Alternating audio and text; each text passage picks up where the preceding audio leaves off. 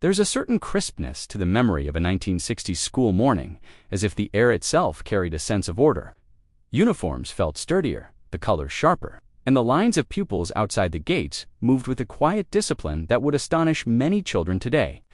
Back then, rules weren't just written on paper, they were woven into the rhythm of every day. Most of us accepted them without question, never imagining how different things would become. And if you think you remember strict schools, just wait, because some of the rules we lived under would be unthinkable now, yet completely ordinary then. To understand those long-forgotten rules, we have to step back into post-war Britain. When classrooms were filling rapidly and communities were still rebuilding their sense of stability, schools became the places where order could be relied upon, and discipline wasn't seen as strictness for its own sake, but as a way of shaping dependable, well-mannered young people. Teachers worked with large class sizes, traditional chalk-handboard methods, and a curriculum designed around clarity and consistency. In that world, routines weren't just helpful, they were essential. Many of the expectations that seem astonishing today were simply reflections of a national culture that prized neatness, respect, and a shared understanding of how to behave. Uniforms looked alike not because individuality wasn't valued, but because sameness created a sense of belonging. Cues, silence, and structured lessons helped classrooms run smoothly at a time when resources were stretched and communities leaned heavily on their schools for guidance. When we look at education now with its focus on creativity, well-being, and student voice, it's striking how far we've traveled.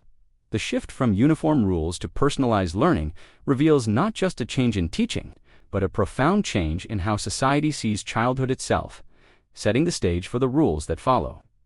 One of the first rules many remember was the compulsory uniform check held each morning at the gate. Every collar, button, and shoelace was expected to be perfectly in place. Today's pupils might find that level of scrutiny surprising, yet back then it symbolized pride, belonging, and readiness. Another familiar rule required pupils to stand the moment a teacher entered the room. It wasn't about formality for its own sake. It was a small ritual that showed respect and signaled the start of learning. Today, this would feel overly ceremonial, yet it once shaped the rhythm of every lesson. Silent corridors were another expectation, and the quiet often felt as much a rule as any written instruction. Pupils walked in neat lines, mindful of every footstep. Modern schools encourage conversation and movement, but back then silence kept order, helped lessons run smoothly, and reminded everyone that school was a place of focus. Handwriting rules were followed with remarkable precision.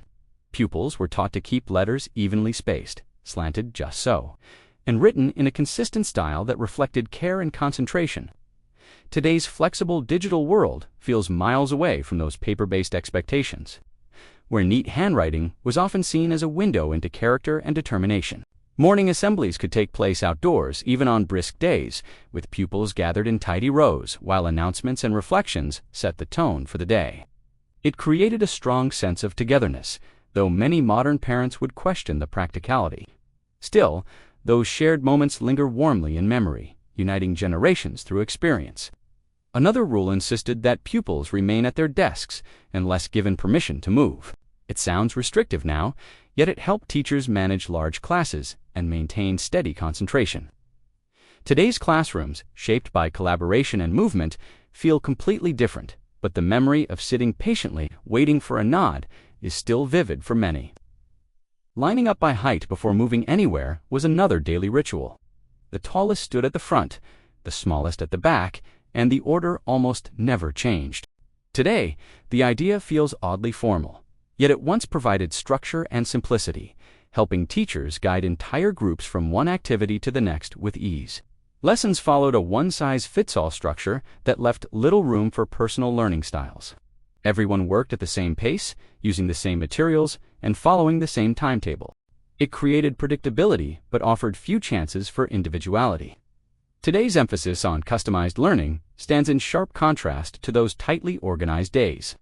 Many classrooms followed a clear rule: no questions until the end. Pupils listened, absorbed information, and waited for the final moments of the lesson to ask anything unclear. Modern teaching encourages curiosity throughout, but in the 1960s, this rule kept lessons orderly and ensured every minute was used efficiently.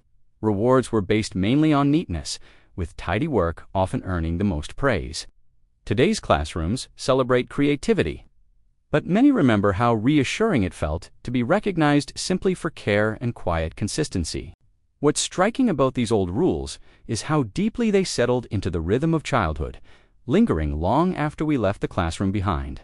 They brought moments of frustration, of course, the endless queues, the quiet corridors, the feeling of always being watched, yet they also offered a sense of stability that shaped our early years. Across towns and counties, pupils shared the same routines, creating a kind of unspoken bond that still connects people today. There was comfort in the familiar sounds, footsteps echoing through polished halls, chalk tapping gently against the board, books thudding softly as they were handed out. Even the small privileges mattered, like being chosen to collect exercise books or lead a line.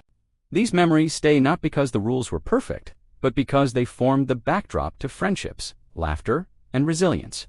And it's in remembering them that we recognize just how far we've traveled. Looking back, it's remarkable how completely school life has transformed. Today's classrooms encourage creativity, confidence, and personal choice, ideas that would have seemed almost unimaginable to pupils in the 1960s. Yet, even as the rules have softened and routines evolved, the memories remain stitched into a shared British story. They remind us where we came from and how childhood has changed with each generation. So tell us, which rule from your own school days still lingers most clearly in your mind? Before you go, if these memories made you smile today, then hit the white subscribe button and stay with us. We are rebuilding a little corner on YouTube where the old Britain still lives, and you re-welcome here anytime. For more of these unbelievable memories, tap the video on your screen. The 1970s stories are something else. Don't forget to subscribe.